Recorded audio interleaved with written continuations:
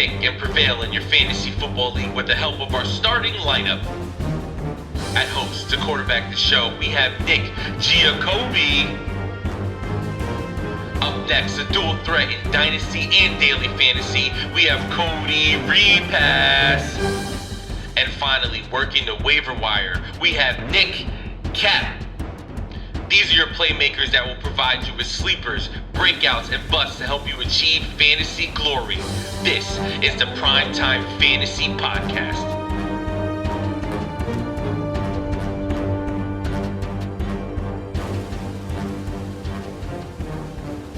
Welcome everybody to episode 20 of the PrimeTime Fantasy Podcast, where we give you our predictions, our picks, in the hopes that we help you prevail in Week 9 and the rest of the 2021 fantasy football season.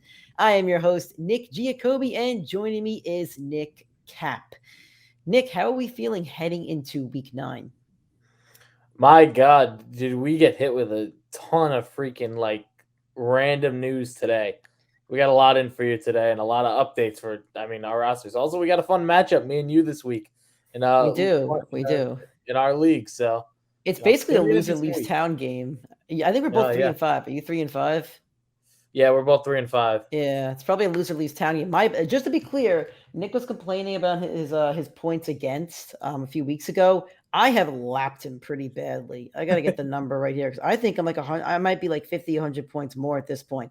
I'm leading the league in points again. So points that are scored against my team, I have 1,310 points. That is about 40 more points than Nick, and Nick is about 70 more than anybody else. So in 8 weeks, my team is giving up roughly 163 points per game, which is a lot of points in our league. So we'll see what happens this week. We do have a lot of news to cover that we'll get into. We have our lock and flop segment, and we have rapid fire start sit. So we have a lot of fun today for this show. So if this is your first time listening, thank you so much. We appreciate it.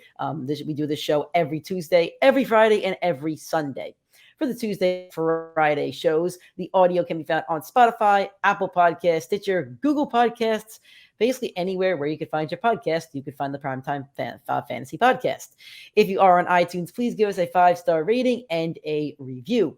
If you want to watch the show on our YouTube channel, it is PrimeTime Fantasy Podcast to see our handsome mugs and to see the fancy graphics and other stuff that we have going on the video format.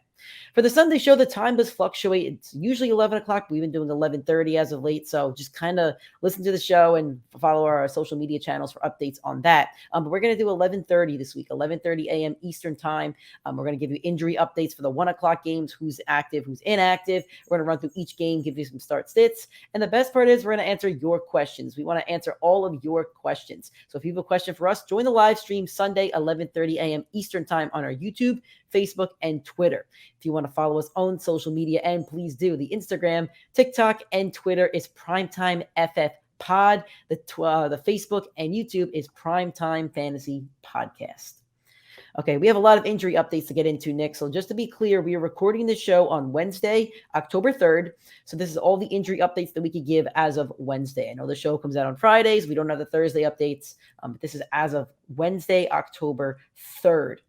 Bombshell today, Michael Thomas out for the season with his ankle injury that he's been nursing for the past 8 weeks. I know he was originally put on the PUP, supposed to come out week 6. I think Seattle was the game that he could have first played in, but he wasn't ready to go. He got a second opinion from a doctor, and it's a new issue with the ankle. It's separate than, I guess, whatever the original issue was. And I think on our Tuesday show, or maybe there's a live show, on one of those shows, I did say that I think Michael Thomas may not play the rest of the season. Yep. And I was kind of right on that. I don't know. He says he wants to play football. He put a nice statement out earlier, but I don't know. Like the last year and a half, his injury seems like a pretty gnarly one. I don't know what it is, but something's going on with that ankle. So I wish him the best. But if you drafted Michael Thomas in a redraft leagues, he's dropped now. He's not coming back. If you drafted him in Dynasty for a startup, then, well, he's going to be riding your bench on the IR or something like that for the rest of the season. But Nick, if for somebody that maybe took a flyer on Michael Thomas in round 10, I forget what round you drafted him, how big of an impact is this on your fantasy team? Oh, I'm pissed. I'm so pissed about this. And you know, the day of, if you found out he's gone for the year, you're like, whatever. And then you look back at it week 8 and you're like, all right, I held this guy. I didn't pick up someone like an Elijah Mitchell I didn't pick up one of those guys that have been, those big waiver wire guys at the beginning. And then you also look, okay, well, around his ADP was Deebo Samuel and Mike Williams, who are 2 top 5 fantasy receivers on the season. Like, you just got to be pissed. You take it on the chin. You move on. You've made it as far as you have without him. You just got to keep moving. End of story. Can't look back. You're just going to get too frustrated about it. Yeah, I mean, you took a chance. You knew the chance that you were taking. You knew that he'd missed many games last year that you didn't think he was going to miss. You knew he had a nagging ankle injury. And on top of that, you didn't know the chemistry that he would have with Jameis Winston, who's not even the quarterback anymore. So a lot of question marks. You drafted him as a risk reward, and it was a risk, and the risk did not pay off on this one. Bombshell news today. Aaron Rodgers tested positive for COVID-19. And I'm not going to talk about the vax. I'm not going to do all that, but I do have to talk about the dunking that he's getting on Twitter, and rightfully so. Rodgers told his teammates he was vaccinated. There's even an interview that came out, I guess a press conference or something, and before the season, the media were asking the big players if they're vaccinated or not, and Rodgers responded, yeah, I'm immunized.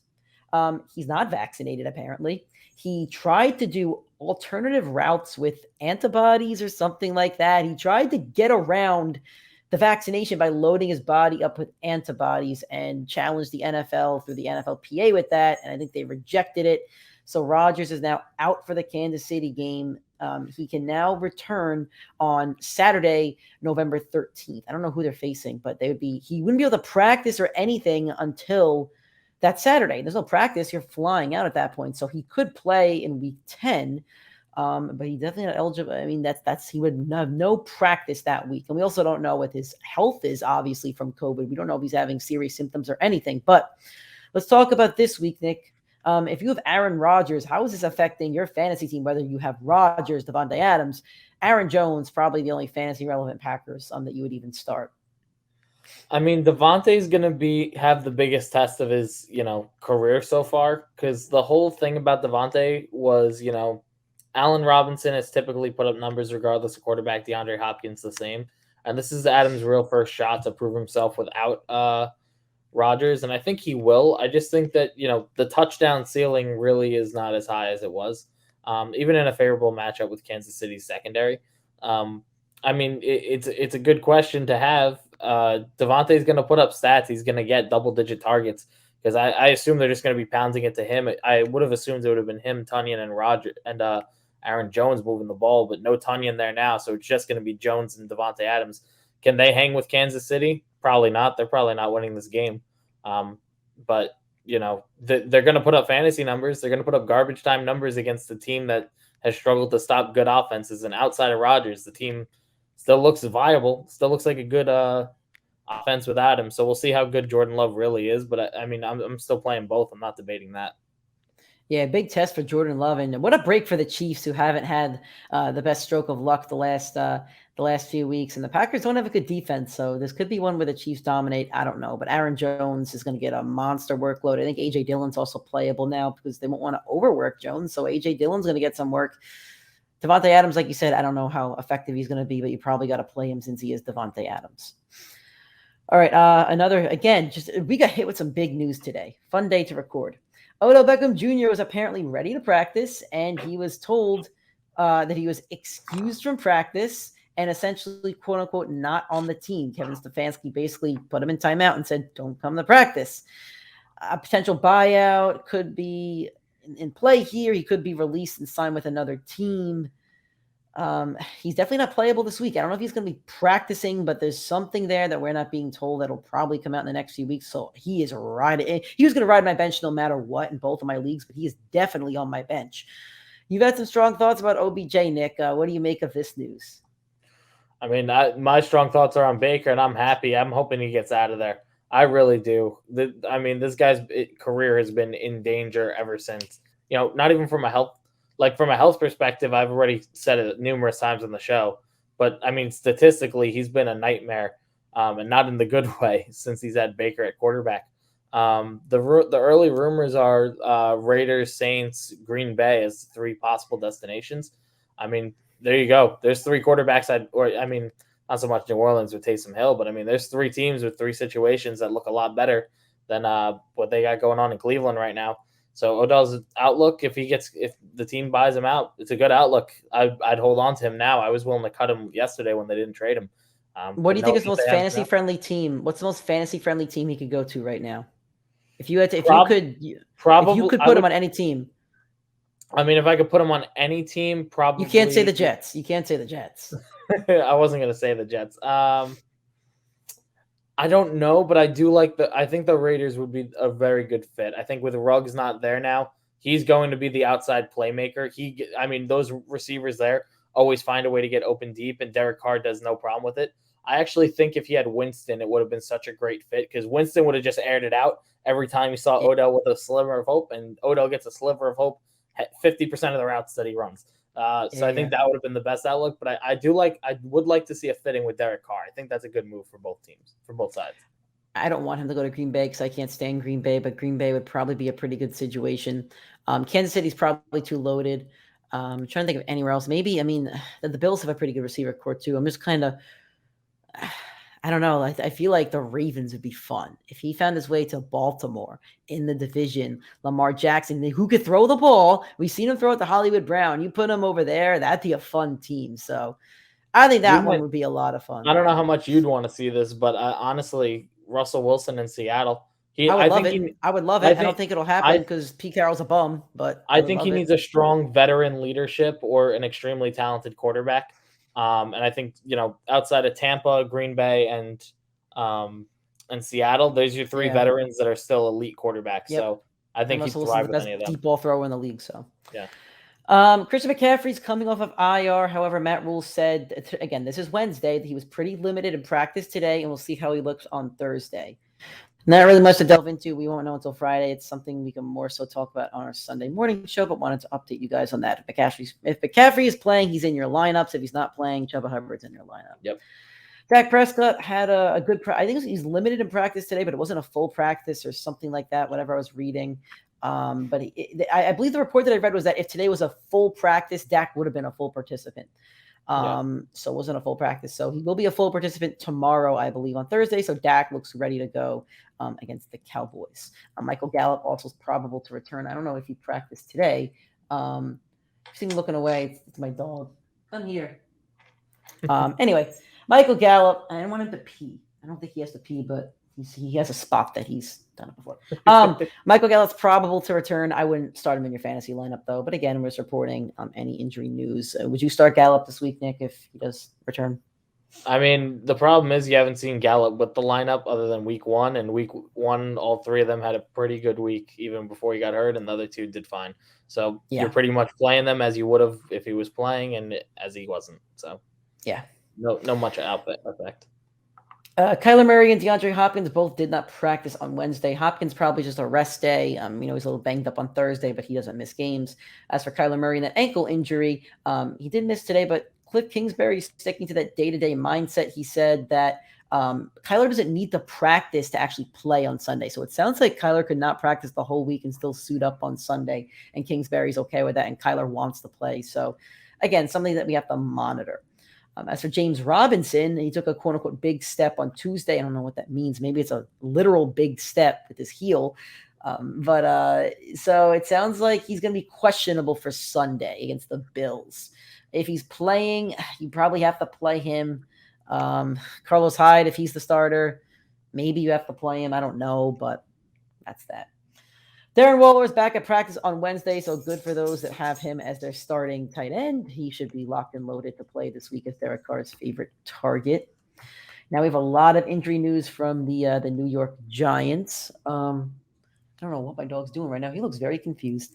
Saquon Barkley tested positive for COVID-19. He's on the COVID list at the moment, so he could play this week as long as he has 2 negative tests between now and Sunday.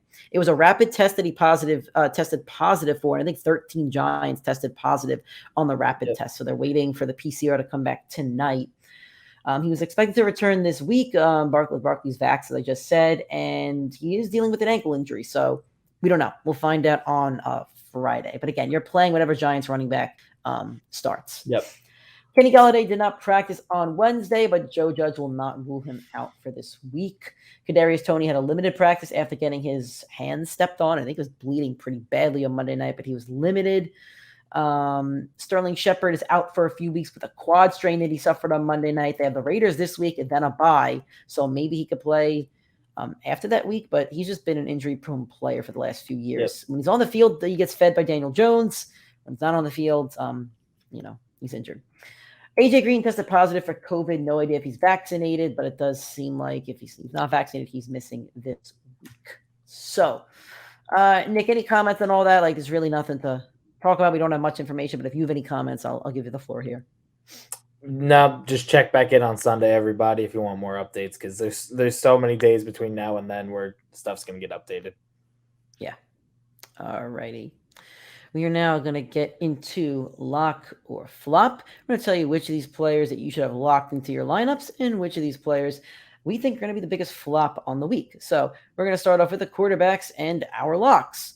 So we have Derek Carr's my lock, Raiders at the Giants, and Nick's lock is Tua Tagovailoa, Dolphins at the Texans. So Nick, why is Tua your lock on the week?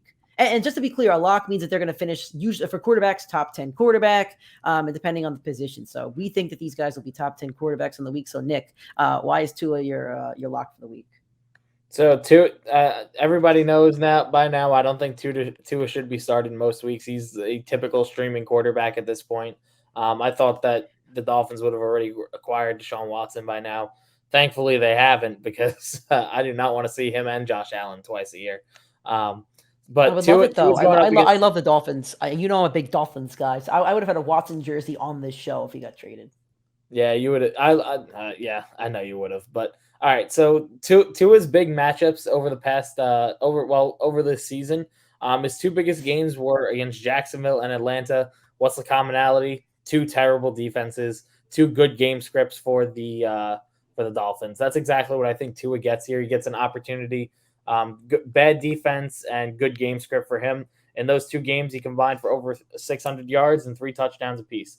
So he has those matchups in his bag, and he's able to deliver the same. I don't think he finishes in the top 5, but somewhere in between 6 and 10, I think you could lock Tua in safely. Pretty much most quarterbacks against that Texans defense. And here's the other thing, that the Texans are the 4th worst defense when it comes to fantasy points, or they give up the 4th most fantasy points to quarterbacks. I try to pick different players for each lock flop, or from different teams. You could have put, we didn't. We could have put Tua, Waddle, Gaskin, and Gesicki. I think I have Gaskin for the running backs. You could have gone all the Dolphins. So play all your Dolphins against the Texans.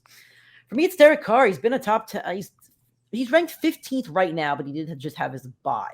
And so Derek Carr's been close to the top 10 fantasy quarterback for the year. I think he's finished in the top 5 like 3 times. He also has over 21 fantasy points 4 times out of his 7 weeks. I think he's only had under 15 twice. So Derek Carr's been a reliable quarterback. Giants don't have a great defense, and I think that Derek Carr's going to have to throw a lot. I think Waller's going to get a lot of looks. Renfro is going to get a lot of looks. They just had the bye. I think they're going to come out hot. So I think Derek Carr's a guy you could lock in this week. Probably going to hover right around number 10. And the reason I also pick Carr is because he might be a guy that's on your waiver wire. If you have Russell Wilson, if you had Jameis for some reason, if you had somebody who's on a bye, or you don't like Ryan Tannehill's matchup or something like that, I think Carr is a guy that you could start, and you could probably start confidently that he's going to get you probably 20 fantasy points and probably hover right around that number 10 number on the week. All right, let's get into our flop quarterbacks. I have Matt Ryan flopping against the Saints, and Nick has Daniel Jones flopping against the Raiders. So, Nick, why is Daniel Jones a flop in this one? As Nick said, 13 guys testing positive for COVID, even though it's the rapid and we'll get different results with the PCR. That's way too many people that are going to be sidelined. That's an entire defensive unit, entire offensive unit, and more. That's not good. That's not a good situation for the Giants. The Raiders are also coming off a bye. They got a lot of heat in there. They still look like a good football team. I'm not really too concerned. That defense looks pretty tough, pretty stout. And I don't trust Daniel Jones as a quarterback over the last 4 weeks as well. The last 2, he hasn't cracked 20, and the 2 weeks before that didn't crack 7 points, averaging about 12 points per game in the last 4. I don't like the matchup here. I don't like the quarterback. I don't like the injuries on the team, the COVID stuff. Just too many question marks for a guy that's a fringe starter. And even though he was delivering for the first 4 games, the next 4 he has not delivered. I'm not starting Daniel Jones. I can't stand Matt Ryan. I can't stand the Atlanta Falcons.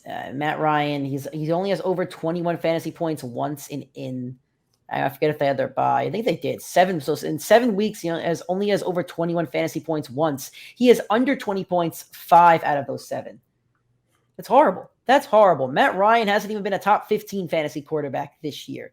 He shouldn't be started most weeks, but again, he's a guy, he's a fringe starter some weeks, and he's a guy that I actually did start last week. I think I forget if he's starting in my lineup. I think I dropped him for Fields or something. I am not starting Matt Ryan this week, though.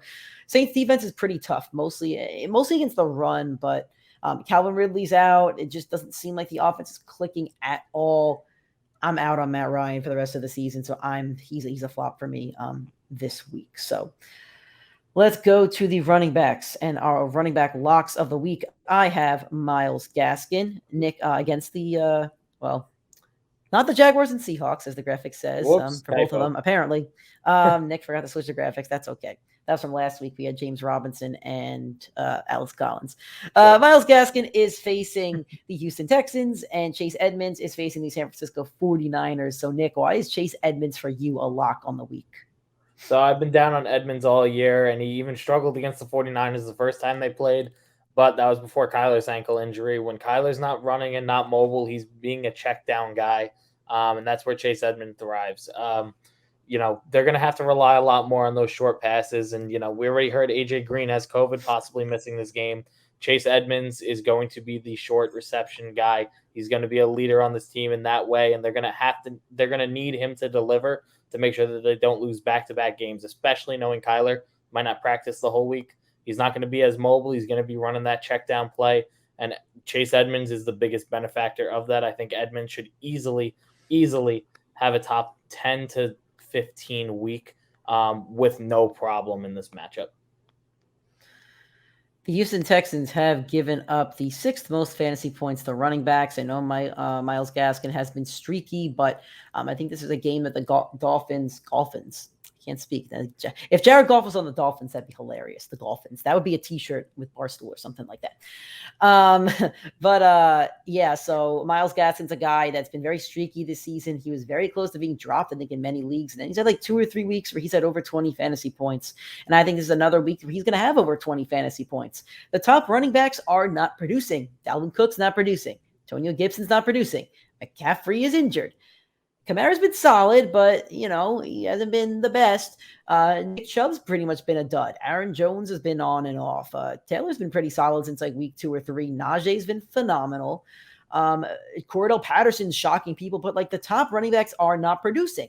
So as thin as that position already is, it's not even a lock it anymore. You're not locking your running back in and saying, I'm getting 20 from him unless his name's Derrick Henry, and Derrick Henry's not on the football field anymore. So there's really no running back that I'm really scared to play right now. So you're playing the matchup. Great matchup. The Dolphins should dominate this game, but the Texans have been competitive in some games. So who knows? But I think Gaskin finds the end zone. I think he could get 100 yards, a couple receptions. Gaskin, for me, is a lock to be a top 20 running back on the week. And for locks for running backs, it's top 20 since you're playing 2. All right, Cordell Patterson for me is a flop. Falcons at the Saints. And for Nick, all Titans running backs against the Rams are a flop. So, Nick, why are you flopping Adrian Peterson or I think it's Jeremy McNichols, I think is the other one?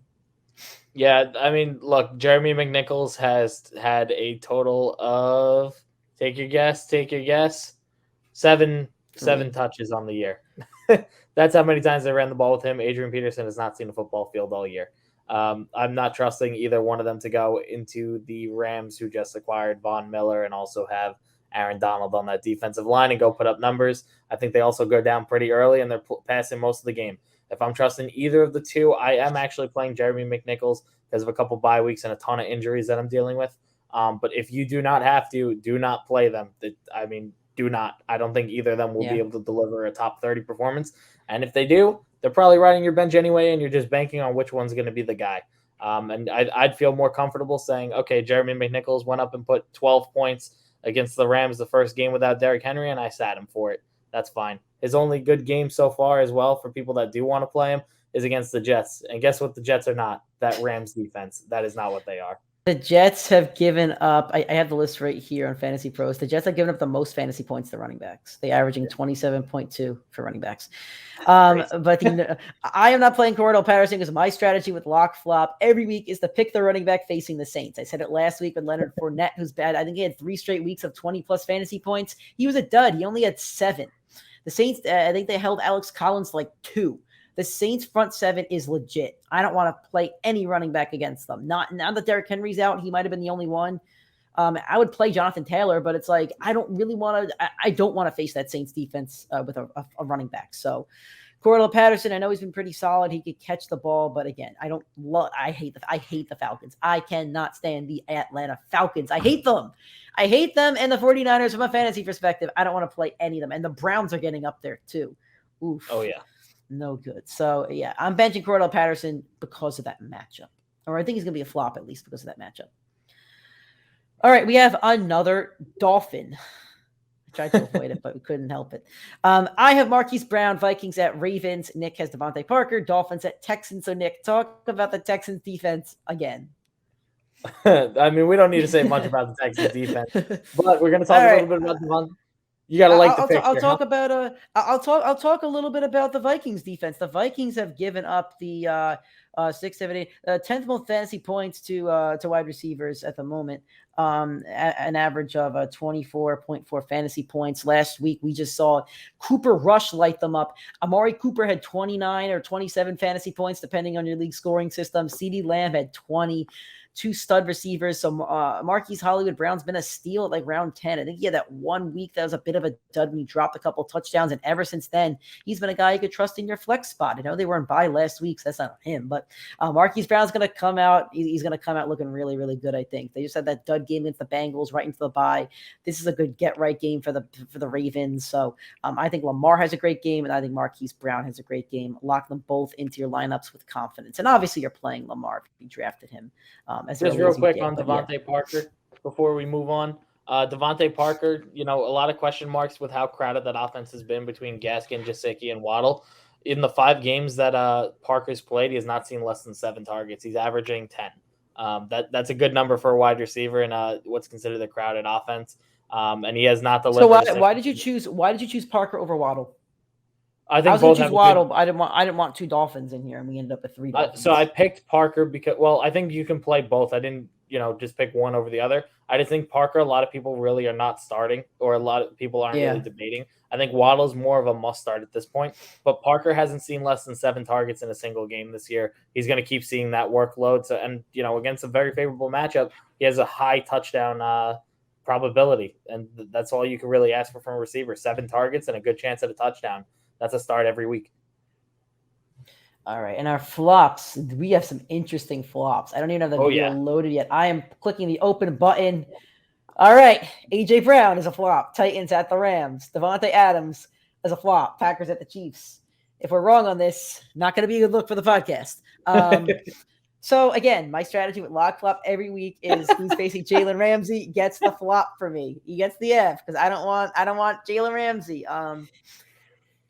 I don't know if Ramsey's going to shadow A.J. Brown, but if he does, I don't think he's scoring more than 10 fantasy points. And I've been on the A.J. Brown train. I think I had him as a boom player the last few weeks. I said he was going to get right, and after I said that, I think he had like 20 and 25 back-to-back weeks or something like that. The Hammy's good. The connection with Tannehill is good. But you know what else is I can't speak right now. The New Yorker in me. You know what? I still can't speak. All right. Do you know what's not just good but great is that Rams defense? Not just Jalen Ramsey, like you mentioned, Aaron Donald, like you mentioned, Von Miller. No run game without Derrick Henry. It is the Ryan Tannehill show. The Ryan Tannehill show would not be renewed for a second season. So I'm not trusting the Titans offense in this one. I am scared to play any Titan in this one. I think the Rams are going to dominate it. I think it's just going to be the Rams being the Rams, who are just a super team at this point. Another Infinity Stone was acquired. Sean McVay is just putting them in the gauntlet. We already got – I should have put my gauntlets in New York. It would have been fun if I brought the gauntlet out. Anyway, he's just trading his draft picks at this point. It's like a soul stone. He's tossing Gamora, which is his draft picks, and he's just getting his stone. So we already got Aaron Donald, we got Matt Stafford, we got Cooper Kupp, we got Jalen Ramsey he traded for, and then here we need one more stone. Robert Von Woods. Miller. Well, no, Von Miller's this stone. It's the last stone he's going this, and then he's so there you go. Anyway, I'm not playing AJ Brown. Well, you may have to flex him, but be very cautious on this one. I think he's a flop. I don't think he's a top 20 wide receiver this week. So, Nick, Davante Adams, why is he a flop for you? Just before I get into Adams real quick on AJ Brown, Nick, I'm playing AJ Brown against you. If he's a top 20 receiver, he's going to make you eat those words and that little lock flop strategy you got going on.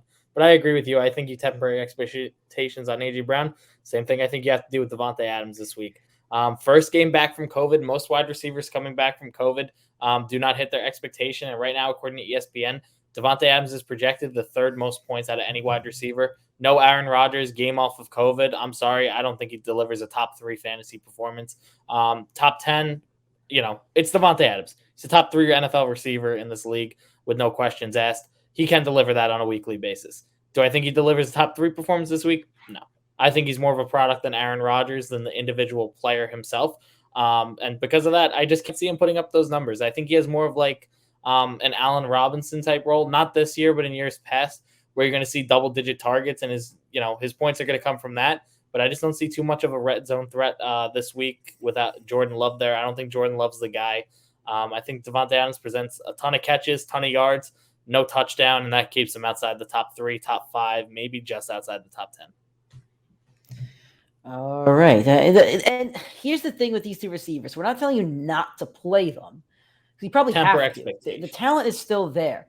Just, temper the expectations, because a flop just means if you're expecting 25, they're not scoring 25. All right. Let's go with the tight ends. Nick picked his man, Dalton Schultz. He loves some Dalton Schultz.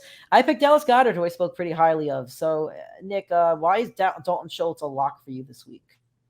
I mean, Dalton Schultz for me is a lock every single week. That man's a stud. I think a lot of people are too concerned with last week, but people forget Cooper Rush was the quarterback there, and CeeDee Lamb and Amari Cooper had no problem getting open. The Broncos have actually been really good against the tight end this year, but Dalton Schultz has seen 7+ targets most weeks this year, and with Blake Jarwin now a little bit injured, I think Schultz is still going to see the lion's share of the work in that offense, and he's going to see the field more, which is just naturally going to lead to more production from him. The Cowboys already put up a ton of points, and they spread the ball around the end zone, and Schultz is, a major part of that. Even if Gallup returns, I'm not concerned. I think Dalton Schultz has no problem putting up a top 10 performance, and a lot of people are starting to fade him. There is no way I'm fading a tight end, a tight end seeing 7 targets a week with that high of a probability to score a touchdown just because of how good that offense is. Yeah. For me, Dallas Goedert, he's had 12+ fantasy points the last 2 weeks, and he's facing a Chargers defense that's given up the 6th most fantasy points to tight ends. They've given up 5 touchdowns, and he's the number 1 option. Devontae Smith is not the number 1 option on that team. Dallas Goedert is. Jalen Hurts, I don't think he's played 16, 17 games. So to me, he's still almost a rookie quarterback, and the rookie quarterbacks like to rely on these tight ends. So I think Dallas Goedert is going to get all the receptions from Jalen Hurts. And I know the running back love was real last week with Jordan Howard and Boston Scott, and it was running back by a committee approach. But Goedert still had 12 fantasy points without the touchdown. So I think he gets the touchdown this week. So that's why he's going to be my running back lock on the week. All right, I'm loading up the flops video because StreamYard is being annoying today. So running back flops on the week is going to be Tyler Higbee for me, Titans at Rams. And for you, it's Pat Freiermuth, the Bears at the Steelers on Monday night. So, Nick, why do you think that people won't be getting a Monday night miracle if they have Freiermuth in their lineup? Come on. Well, I'm seeing this all over the place.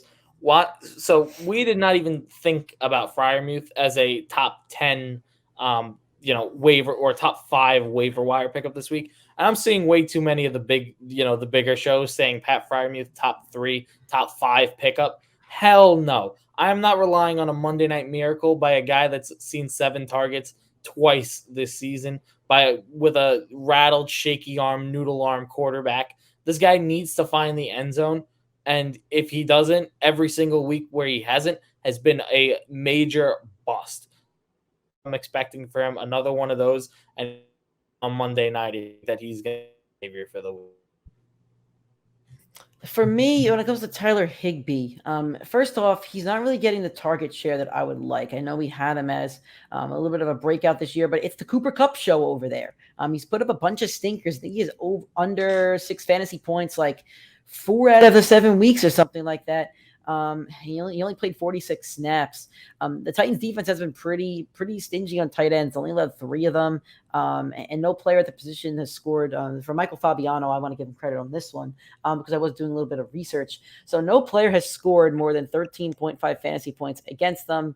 And that was Travis Kelce. So the Titans defense, as stingy as they're not a phenomenal defense, but against the tight ends, they do guard them pretty well. So I wouldn't play Higbee this week. I think there's other options like Dallas Goedert could be on your waiver wire. So I would start somebody like that at least. So we're now going to go to rapid fire to give you some start sits for the week. We're going to give you one player from each team for each matchup and let you know which one we would rather play in a sentence or two.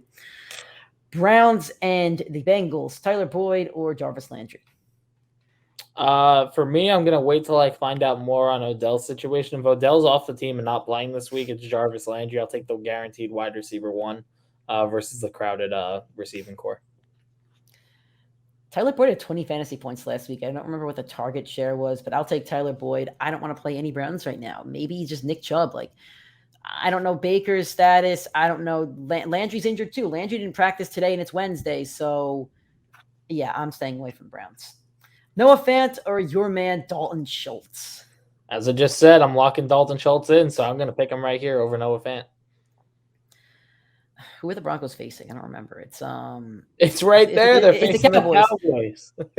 That's a major brain fart for me. Jesus Christ.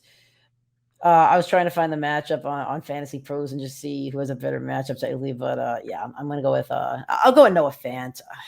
There's just so many mouths to feed in Dallas. Dak is coming back. I feel like Zeke didn't get his on Sunday nights. This could end up being a Zeke Elliott game. Von Miller's not there anymore. That's their big run stopper. So I'll take Noah Fant in this one. How about Tyrod Taylor? If he plays, they said that he might play. If not, it'll be Davis Mills or Tua Tagovailoa. I think we both know where we're going here. So I'm starting Tua, but I think there's a case that you could play Tyrod Taylor this week. I think if you're playing a super flex and you got 16 quarterbacks, or 20, lock them in. I think that there's a good case that he should be a starter. Yeah. Matt Ryan or Taysom Hill? I'm taking the Russian upside of Taysom Hill. So am I. I hate Matt Ryan. Does Devontae Booker or assuming Saquon doesn't play or Josh Jacobs? I'll go Devontae Booker. I think he's looked really good with no Saquon there. I think there's no need to rush Saquon coming back. I think that's also part of it. Booker's kind of held down the running back role just fine without him. The Giants also aren't a good football team. They're not gonna make the playoffs. But I'm actually gonna take Josh Jacobs here. The Giants have given up the 7th most points to running backs. So I think he's gonna get a couple goal line looks, and if he can rack up 40 yards, 2 receptions, a touchdown, I think Josh Jacobs outscores Devontae Booker this week. Let's go with Damian Harris or Chuba Hubbard. I'll go with Chuba Hubbard. I think he has so much. I mean, both of them feel like good options. I'd play. This is also assuming we're also assuming McCaffrey doesn't play. Yeah, assuming McCaffrey doesn't play, then it's Hubbard. Obviously, if McCaffrey's out there, you're not playing Hubbard. So both of these defenses are actually pretty good against the run.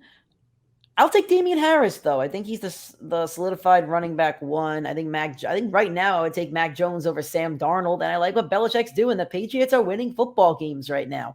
So I'll take Damian Harris. I think Belichick knows he's got to lean on him, and I know it's tough to trust Patriots running backs, but Harris has kind of proved himself, I think, this year. As from a Patriots standpoint, not even just a fantasy standpoint. I'd be willing to bet that Sam Darnold does not finish inside the top 30 quarterbacks this week. If you just look at his history with New England, it's over. I should have had DJ Moore as a bust on the week too. I don't think any of those receivers are going to look good at all. I almost put him in there, but I wanted to do that. That's a good one. That's a good one. Yeah. Marvin Jones or Emmanuel Sanders? Give me Sanders. Such a high touchdown, probability with him. Yeah, I'll take Sanders too. The Buffalo Bills have given up, I think, the least amount of points to wide receivers, Trevor Lawrence is going to be seeing ghosts out there. It's going to be like a tornado hit him straight in the face. He couldn't handle the Legion of Busts last week, the Legion of Bums over there. He couldn't handle Blitz Boy and Quandre Diggs and the two corners I can't even name because that's how bad they are. He couldn't handle those guys. You're telling me he's going to handle Tre'Davious White and the Bills front seven? No, it's going to be a train wreck. I don't know what the spread is on that game, but circle the wagons. I think it was 14.5 last. Well, I'm taking the number. I'm taking the Bills in that one in my spread pool, which I'm number 1 in. I think I'm number 1 still. Just haven't won on the week, so no money yet. Adam Thielen or Hollywood Brown? I'll take Hollywood Brown. I think they're gonna have good. I think they're both gonna have good weeks, but I'm taking Hollywood Brown. He was in my. He's a guy I said you got to start this week, so I'm gonna take Hollywood Brown. Yeah, I'm gonna ride with you. Hollywood Brown's had a phenomenal fantasy season. I mean, both of them have had pretty good years compared to their ADP, but Hollywood Brown just so much upside, and he's the guaranteed wide receiver 1 there. Thielen's still splitting with Jay Jettas. Yep. All right. What about Justin Herbert or Jalen Hurts? I'm going to go Jalen Hurts. Hurts has been phenomenal outside of last week where he only had to throw the ball 14 times. That's not going to happen against this Chargers team. Chargers are fighting to redeem themselves. I think they go up early, and I think they embarrass the Eagles. But I think the Eagles late in the game are going to have to throw the ball, and that's where most of Jalen Hurts' fantasy points have come from. I think he's averaging like 8 or 9 points through the first 3 quarters and then like 15 in the fourth. That's kind of been his stat line all year because of how bad they've been and just having to fight their way back in. I think I can't see anything different happening in this game. The Chargers are giving up the 7th least amount of fantasy points to wide receivers. To quarterbacks, excuse me. So I'm going to take Herbert in this one. I think the Chargers are coming off a rough loss. I think the Chargers have to win this one. I think Herbert's going to play very well. Eckler's been the running back 1 on the year. I think it's going to be a tough one for Jalen Hurts. Aaron Jones or Darrell Williams? Yeah, give me Aaron Jones. Yeah, this is a tough one. This is a really tough one to find a balanced. What about DeVonta Adams or Tyreek Hill? It's not balanced. Tyreek's gonna run circles around him like the Legion of Zoom. He's gonna run. He's gonna zoom all over. I hope so too because I need to win some matchups, and I have Tyreek in my dynasty league. I need a 29, Tyreek. Just get 6 yards for your stupid bonus. Come on, man. I had a great. I mean, I really could have used that 2 more points from Tyreek Hill. Elijah Mitchell or Chase Edmonds? I'm starting both. I actually saw a great stat. Elijah Mitchell has the 2nd most rushing yards for any rookie running back. The only one beating him is Najee, and Elijah Mitchell's missed 2 games this year. Mitchell's looked good, but I think Chase Edmonds, with a limping Kyler Murray going out there, probably not practicing all week, I think he's going to catch a lot of checkdowns and put up some good numbers. So the 49ers are giving up the least amount of fantasy points to running backs, and the Cardinals are number 5 on that list. So they're actually pretty tough matchups for these guys, but I'll take Elijah Mitchell, the guaranteed workload. I've said don't start your 49ers, but I said on Tuesday's show that Elijah Mitchell has won me over. Kyle Shanahan has given me another toy to play with. We'll see what happens. We'll see if I have to bite my words on that one, but I would start Elijah Mitchell since he does have the guaranteed workload and there's no James Conner behind him.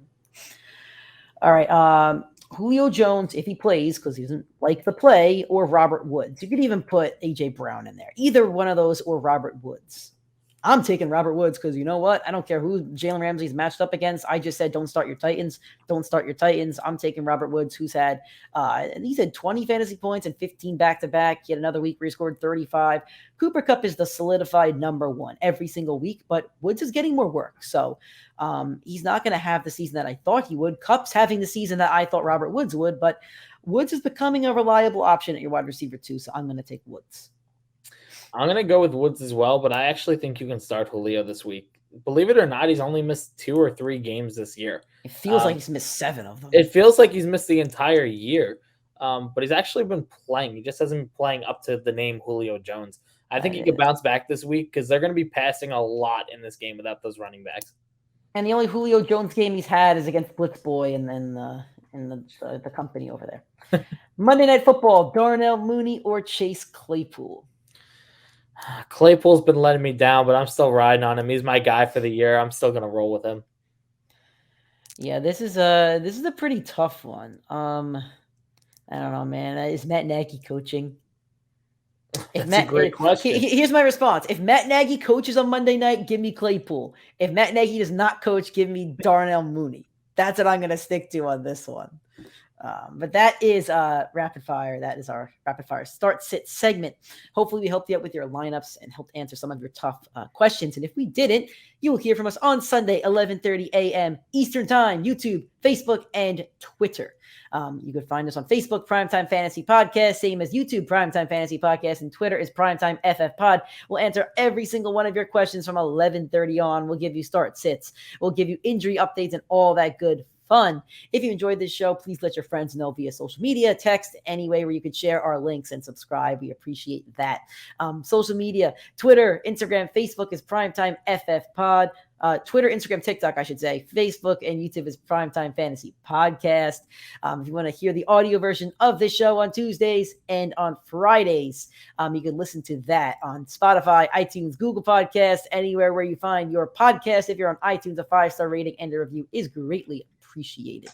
And you can find the video version on YouTube. Shout out to Nick for all the great graphics that he does.